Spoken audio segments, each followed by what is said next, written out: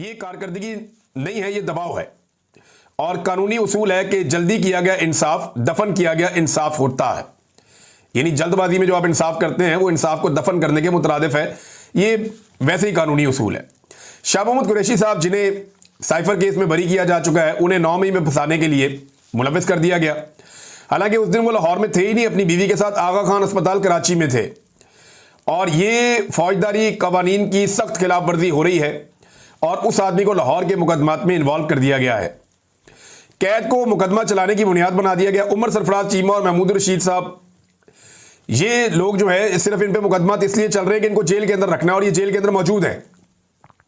ये एक मनमानी कार्रवाई है, ये भी नुकता उठाया गया वकला की जानिब से। अंदलीब अब्बास और मुराद राज, इन्होंने जैसे ही प्रेस कॉन्फ्रेंस की, इनके ऊपर मुकदमा चला ही नहीं, क्योंकि उन्होंने अपनी सियासी वाबस्तगी पीटीआई के साथ खत्म कर दी थी। अंदलीब अब्बास उस गाड़ी में थी जिसमें यास्मीन राशिद साहिबा थी, दोनों के ऊपर एक जैसा मुकदमा था। मुराद राज जो है, उनके बेशुमार मैसेजेस आईजी ने पढ़ के बताए हुए थे, लेकिन ये दोनों गायब हो जाते हैं बीच में से, और ये बराबरी के उसूल की खिलाफ वर्जी है। कुछ मुलजिमान को 9 मई के मुकदमात में 2 साल से जमानत नहीं दी गई, जबकि कुछ 1 साल से बगैर सजा के कैद हैं। ये आइन की खुली खिलाफ वर्जी है।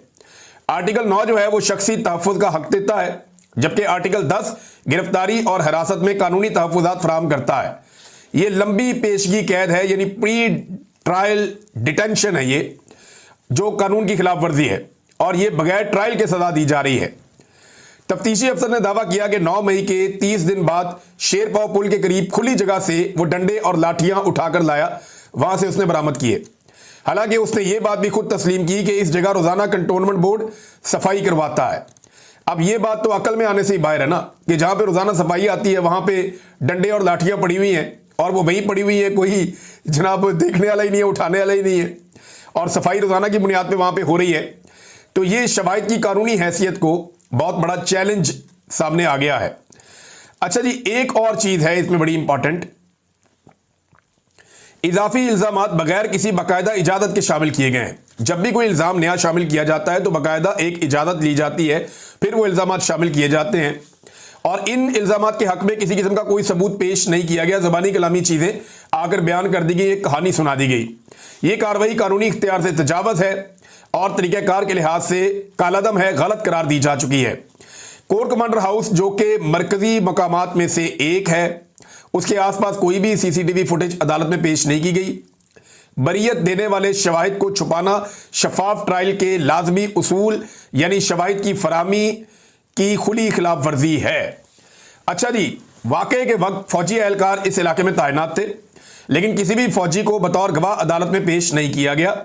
ये इकदाम इस्तगासा की गैर जानिबदारी और तहकीकात की जो मुकम्मलपन है उस पर संगीन सवालात उठाता है। ये बड़ा सवाल है भाई, वहां तो फौजी मौजूद थे सर, तो फौजियों ने आगे गवाही क्यों नहीं दी? ये पुलिस वाले तो बेचारे बाद में कोई इधर से आ रहा है कोई उधर से आ रहा है, उनको पता भी कुछ नहीं है, ये गवाह बन रहे हैं। फौज का कोई एक भी एहलकार गवाह नहीं बना, ये क्यों हुआ? हालांकि अटैक तो वहां हुआ था। बुनियादी सवालात कुछ ऐसे हैं जिनका अभी तक जवाब नहीं दिया गया। सिक्योरिटी रुकावटें 9 मई वाले दिन क्यों हटाई गई? हुजूम को जमा होने की इजाजत क्यों दी गई? और सबसे आम सवाल, सीसीटीवी फुटेज को क्यों छुपाया गया और वो कहां गई है? ये गफलत और बदनीयती की निशानदेही करता है मामला। मीडिया को मुकदमे के आखिरी मराइल की कवरेज से रोक दिया गया है। जो जेल के अंदर ट्रायल हो रहा है, अब मीडिया को इजाजत नहीं दी जाती कि वो उसकी जाके कवरेज करे, और ये ओपन जस्टिस के उसूलों की खिलाफ वर्जी है, और ये अमल पूरी दुनिया में कहीं पे भी काबिल कबूल नहीं है। इस बात के लिए कोई वाज़ेह कानूनी मेयार नहीं दिया गया कि किन अफराद का ट्रायल फौजी अदालतों में होगा और किन का इंसदाद दहशतगर्दी की अदालतों में होगा। यानी जिसका दिल किया उठा के फौजी अदालतों में ले गए, और जिसका दिल किया उठा के उनको जो है वो अवामी अदालतों के अंदर या आम सिविल अदालतों के अंदर पेश कर दिया। ये एक बड़ा अजीबोगरीब मामला था। इसका फैसला किसी जगह पे नहीं हुआ। ये फैसला साजी, मनमानी और गैर शफाफ और बज़ाहिर इम्तियाजी है। अच्छा, एक और नुकता यह उठाया गया कि सिविलियन अफराद का फौजी अदालतों में ट्रायल करना गैर आईनी है और दर्ज झेल कवानीन और उसूलों की खिलाफ वर्जी है। आर्टिकल 10 मुनसिफाना ट्रायल का हक, आर्टिकल 1753 ये अदलिया की खुद मुख्तारी, आर्टिकल 9 की भी खिलाफ वर्जी है कि शख्सी तहफ़्फ़ुज़, और आर्टिकल 14 की भी खिलाफ वर्जी है ICCPR बाइख्तियार खुद मुख्तार और गैर जानिबदार ट्रिब्यूनल में मुकदमा चलाने का हक। ये तमाम हुकूक किसी भी मुनसिफाना अदालती निज़ाम की बुनियाद हैं और इनकी खिलाफ वर्जी इंसाफ के उसूलों की नफी है। अब नाज़रीन कुछ और नुक्ते हैं जो बड़े इंपॉर्टेंट है, वो भी मैं आपके सामने रखूंगा आने वाले दिनों में। तो ये एक और चीज बड़ी अहम, ये मैं अभी आपको बताता हूं, आप हैरान हो जाएंगे। 9 मई के ट्रायल के दौरान कमरा अदालत में एक ऐसा मशकूक शख्स भी, ये मुख्तलिफ ज़राए बता रहे हैं, एक ऐसा मखसूस शख्स मौजूद रहा जो देखने में मशकूक लग रहा था। उसने हाथ में घड़ी पहनी हुई थी और उस घड़ी में 12 बज रहे थे। यानी वो घड़ी का टाइम ना ऊपर जा रहा था, ना इधर जा रहा था, ना उधर जा रहा था, वो 12 ही बज रहे थे घड़ी में। और ये एक ऐसी घड़ी है जिसमें 12 ही बज रहे होते हैं हर वक्त। और एक वकील ने उस पर शक किया और उससे जाकर पूछा कि जनाब आप कौन है और ये टाइम क्या हुआ था ये बताएं। तो उस आदमी के चेहरे के तासुरात बदल गए, वो परेशान हो गया, उसका रंग उड़ गया कि ये मेरी घड़ी नोटिस हो गई है। तो मैं आपको ये बता देता हूं कि ये जो घड़ी है, इस किस्म का जो गैजेट्स होते हैं, ये चीज़ों को रिकॉर्ड भी करते हैं और चीज़ों को सेम टाइम में किसी और जगह सुनवाने की और दिखाने की सलाहियत भी रखते हैं। यानी ये ऐसा लगता है कि शायद इस ट्रायल को कहीं और भी देखा जा रहा है और सुना जा रहा है, और जज के ऊपर और अदालत के पूरे सिस्टम के ऊपर कड़ी नज़र रखी गई है कि अदालत में क्या हो रहा है, और अदालत से बाहर भी लोग इस ट्रायल को देख रहे हैं। वैसे देखने के लिए तो और 100 तरीके हो सकते हैं।